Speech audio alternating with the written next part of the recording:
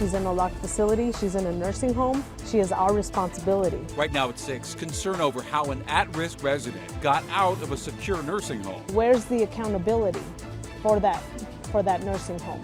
To say, hey, we need help. We need the public's help to find this lady. That call for help didn't come until 2 days later. We take the concerns of staff right to police and nursing home management. The sooner we know more, the better we can respond. Absolutely. ShotSpotter detection is a tool to help police. We think it's essential. But how effective is it? For all the alerts that are made, a very few number of arrests are made. Plus, the city of Denver's attempt to highlight the high life goes up in smoke. Good evening to you, and thank you for joining us for Denver 7 News at 6. I'm Ann Trujillo. I'm Shannon Ogden. Glad you're with us tonight. A series of mistakes and miscommunication have put a 71-year-old with dementia at extreme risk. Denver police are currently looking for 71-year-old Chung Soon-Yi. She went missing from the Amberwood Court nursing home on Saturday morning. She's still gone. Police didn't notify us of her situation until yesterday. Well, at least one staff member at the nursing home says they did not do enough to keep their residents safe. Here's Denver 7's Ivan Rodriguez.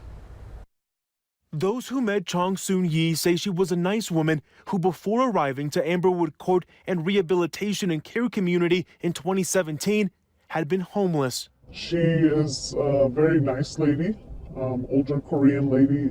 The times that I've interacted with her, it's been because I've provided care for another resident. Choosing to remain anonymous since she works at Amberwood, this employee feels the nursing home is responsible for Yi's disappearance last Saturday. It is a locked facility, so there's a code to get in and out. If the resident wanted to go outside, she should have been allowed outside in the back, not out in the front, because then that makes her unsupervised. The Denver Police Department says the facility reported Yi missing within 30 minutes, and officers immediately conducted a grid search, notified public transportation, and put her name on a nationwide system. But a missing persons alert wasn't issued with the Colorado Bureau of Investigations until Monday, nearly 2 days later. The reason, a lack of information. As more providers came into work on Monday and saw that she was missing, they had more background information, which they reached out to us and caused us to escalate our response. The care providers who were on scene that day didn't provide that to our officers. According to Amberwood Court, Yi suffers from dementia and schizoaffective disorder. Still, after assessing her in April, she was deemed low risk, meaning she could be outside and had never wandered away before. According to staff, they reported that she did like to sit outside, and so that's certainly something that she was capable of doing.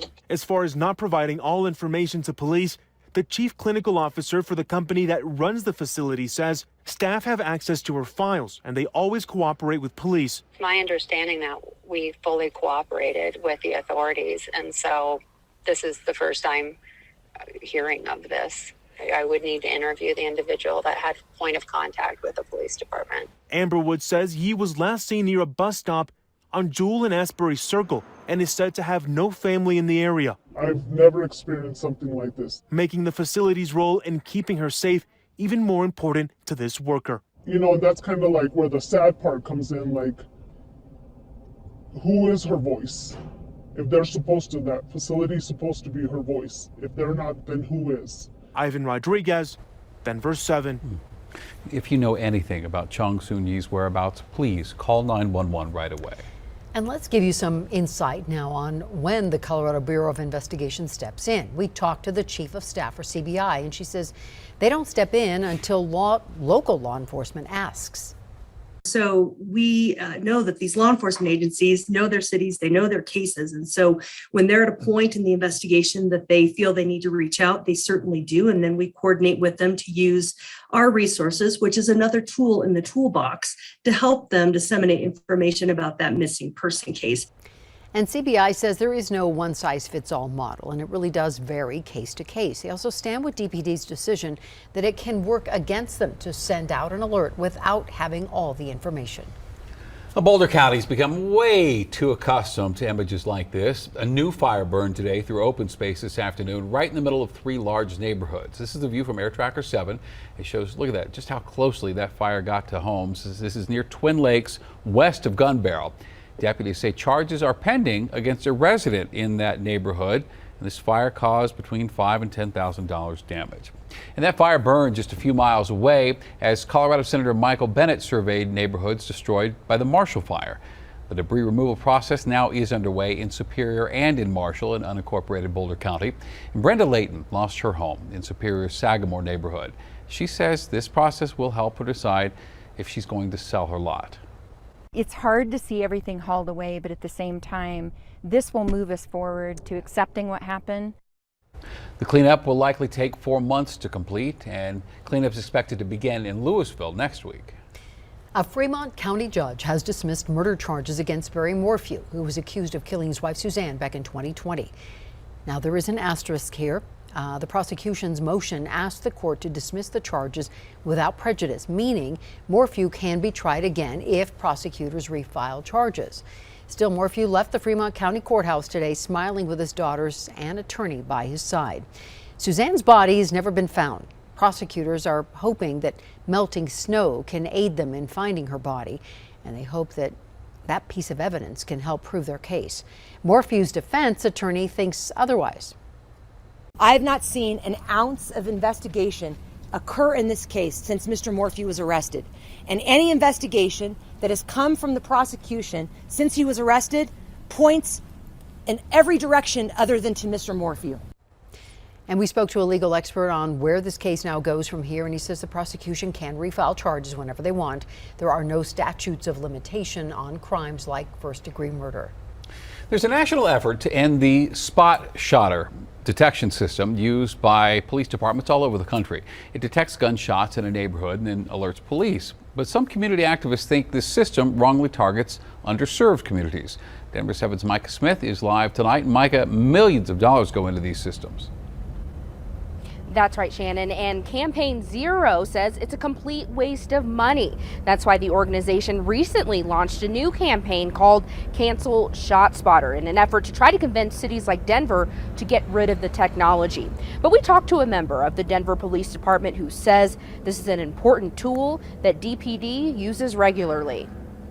A shooting just yards away from the state capitol building. The Denver Police Department credits a tool called ShotSpotter with alerting officers to the gunfire. There are sensors that are placed throughout the city in various arrays, and those sensors pick up the percussion of a gunshot. A few months ago, when several community members spoke out against ShotSpotter, DPD Division Chief Ron Thomas told us his department needs the tool. 85% of these incidents within these arrays we would not otherwise known about. There was not a corresponding 911 call. We reached out to DPD and asked for the number of times ShotSpotter has alerted police and how many of those alerts ended in an arrest or firearm recovery. In 2021, the system alerted DPD 3,802 times. This led to 96 arrests and 122 firearms recovered. ShotSpotter has been proven to be a sound collection device, but not necessarily effective in reducing violence. Kim Morse, member of the Denver Task Force for Reimagining Policing, says the technology isn't worth the $4.7 million price tag. For all the alerts that are made, a very few number of arrests are made. Back in January, Denver City Council member Candy Tabaka was the only council member to vote against renewing ShotSpotter's contract. We have goals to end gun violence and violence in general and keep our communities safe. When we have information that proves definitively that it does not help us meet those goals, then we should not be investing scarce resources into those technologies. We think it's essential. Thomas says some of ShotSpotter's criticism is fair and the technology is not perfect. But Thomas says ShotSpotter has saved lives in Denver. Police departments across the country have been criticized for using this technology to target underserved communities. In one case that gained national attention, a Chicago man was wrongfully accused of murder after a ShotSpotter alert. DPD Division Chief Thomas tells me DPD does not solely use ShotSpotter as a cause to make an arrest. Reporting live from DPD headquarters, Micah Smith, Denver 7. All right, Micah, thank you very much. And this conversation is not just happening here in Denver. San Antonio police stopped using the system in 2017. San Diego City Council delayed a decision on ShotSpotter, their contract last year, and they currently have an advisory board looking into it. Tomorrow is the annual 420 Festival in Denver Civic Center Park. 50,000 people are expected to come out for the first festival since 2019. And while promoting this year's festival, the city of Denver made a little bit of a blunder. The city posted this message on their Facebook page, and it says it's to fight the stigma surrounding marijuana use and celebrate the booming cannabis industry. Well, many people took that as the city promoting marijuana use in the park, something that is not allowed. So today we asked the city about this post.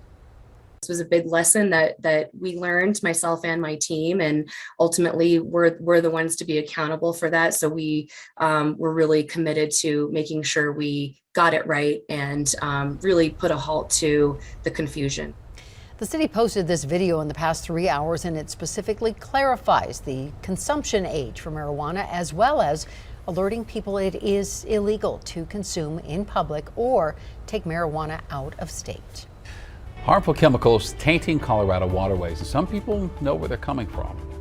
So we knew that for some time Suncor had been doing something to the water. Coming up now, environmental groups are calling on tougher regulations for the refinery, and we'll look at how they hope to clear the waterways. Mike? A lot of 80s today across eastern Colorado, but there's a cold front coming in tonight. Parts of the state will see some snow by morning.